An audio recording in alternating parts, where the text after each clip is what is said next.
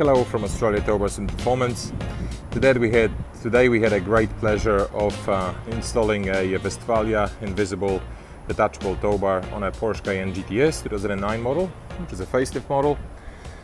As you can see now, the swan neck is on the ground and the bumper remains the same like on an original car. There's no cuts to the bumper or to the diffuser, especially considering that it's a GTS version, which is the V8 Sports version to it.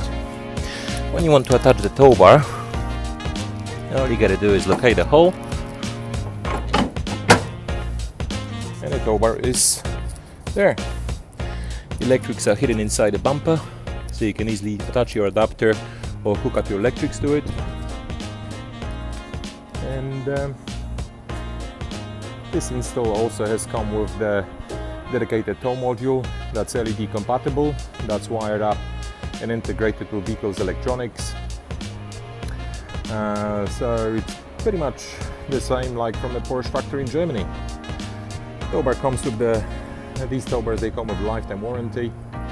If you need a tow bar for your Porsche, feel free to contact our friendly team on 07 5479 5555. Thank you for watching. Enjoy your day.